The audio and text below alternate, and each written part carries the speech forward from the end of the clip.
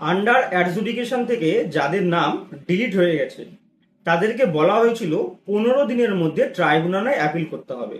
মানে যার যেদিনকার ডিলিট সেই দিন থেকে 15 দিনের মধ্যে ট্রাইব্যুনালে অ্যাপিল করতে হবে। যেমন 23 তারিখ প্রথম নাম ডিলিট হয়েছিল, 23শে মার্চ, তো তাদের কিন্তু 6ই এপ্রিল ছিল লাস্ট ডেট ট্রাইব্যুনালে অ্যাপিল করার। তো এখন নিয়ম কিন্তু বদলে গেছে। যদি আপনার ট্রাইব্যুনালে অ্যাপিল করার তারিখের মেয়াদ শেষ হয়েও যায় তাহলেও কিন্তু আপনি অনলাইনে অ্যাপিল করতে পারবেন। এর জন্য নতুন একটা অপশনকে অ্যাড করা হয়েছে। কি অপশন অ্যাড করা হয়েছে আর সেই অপশনে গিয়ে আপনাকে কি লিখতে হবে সেটাই আমি আজকের ভিডিওতে জানিয়ে দেবো। ভিডিওটা খুবই ছোট, কেউ স্কিপ করবেন না, সম্পূর্ণ ভিডিওটা দেখবেন। আর যারা এখনো অনলাইনে অ্যাপ্লাই করেননি, অফলাইনে ডিএম অফিস বা এসডি অফিসে কাগজ জমা করেছেন, তাদেরকেও রিকোয়েস্ট করবো আপনারা প্লিজ প্লিজ অনলাইনে অ্যাপিলটা করুন, তাহলে আপনারা অনলাইন থেকে স্ট্যাটাসটা চেক করতে পারবেন।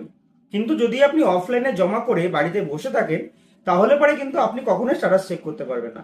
তাই অবশ্যই অনলাইনে অ্যাপিল করুন। কিভাবে অ্যাপিল করবেন তার একটা ভিডিও আমার চ্যানেলে দেওয়া আছে, আমি সেই ভিডিওর লিঙ্ক এই ভিডিওর আই বটমে দিয়ে রাখবো এবং ভিডিওর ডেসক্রিপশন বক্সেও দেওয়া থাকবে।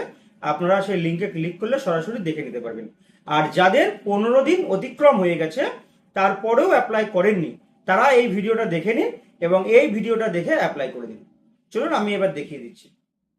দেখুন, আমি সরাসরি অ্যাপিলের যে অপশানটা সেই অ্যাপিলের অপশানে প্রবেশ করেছি এবং ভোটার কার্ড নম্বর দিয়ে সার্চ করেছি। তারপর আমার নাম, mobile number, voter card number সবই দেখাচ্ছে।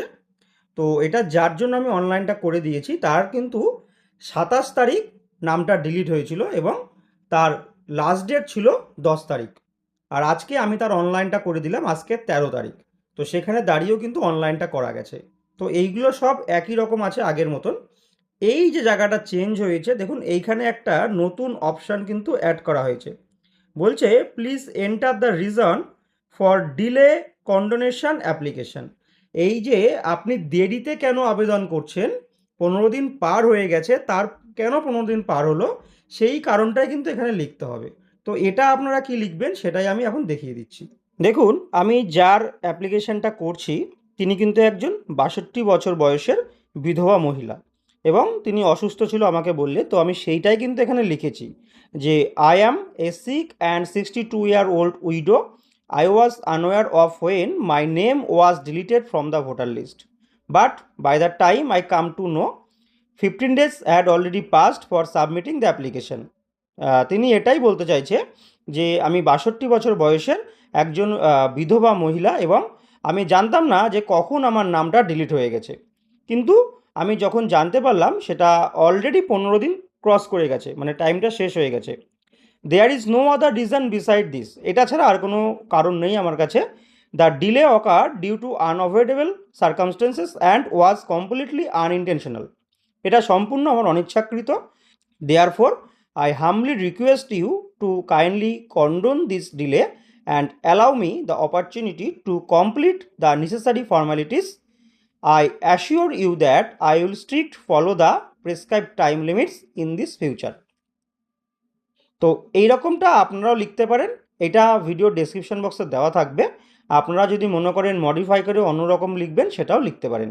এরপর আবার একই রকম প্লেসের জায়গায় আপনার যেখানে বাড়ি, আপনি যেখান থেকে অ্যাপ্লিকেশান করছেন সেটা লিখে সাবমিট করে দেবেন। সাবমিট করে দেওয়ার পর আপনার আধার অথেন্টিকেশন হবে। কিন্তু এখানেও বলে রাখি, আধার কার্ডের সাথে ফোন নম্বর অবশ্যই লিঙ্ক থাকতে হবে এবং আধার কার্ডের নাম এবং ভোটার কার্ডের নাম অবশ্যই যেন একদম সেম থাকে। ওটিপি পাঠিয়ে দেবেন, পাঠিয়ে দিয়ে ওটিপিটি বসিয়ে দিয়ে সাবমিট করে দেবেন। এরপর একই রকমভাবে এটি অ্যাকনলেজমেন্ট বা অ্যাপিল নাম্বার জেনারেট হবে। পাশে ক্লিক হেয়ার লেখাটির ওপরে ক্লিক করবেন, এটি পিডিএফ ফাইল ডাউনলোড হয়ে যাবে। পিডিএফ ফাইলটি ডাউনলোড হওয়ার পরেও কিন্তু আপনারা সেই জিনিসটা আর একবার দেখে নিতে পারবেন যেটা আপনি ডিলে কন্ডোনেশনে দিয়েছিলেন। একটু স্ক্রল করে আমরা নিচের দিকে আসব। এই যে দেখুন, এই যে রিলিফ সাউট, তার নিচেই কিন্তু আছে 5 নম্বরে reason for delay condonation application if any. তো যেহেতু আমাদের 15 দিন ক্রস করে গেছে তার জন্য কিন্তু এই ডিলে কন্ডোনেশনটা আমাদের দিতে হলো। এরকমভাবে আপনারাও দিতে পারবেন, আপনারাও এইভাবেই আবেদন করবেন। ডিলে কন্ডোনেশন অ্যাপ্লিকেশানে আপনারা কি লিখবেন তার একটা স্যাম্পল কপি আমি ভিডিও ডেসক্রিপশন বক্সে দিচ্ছি।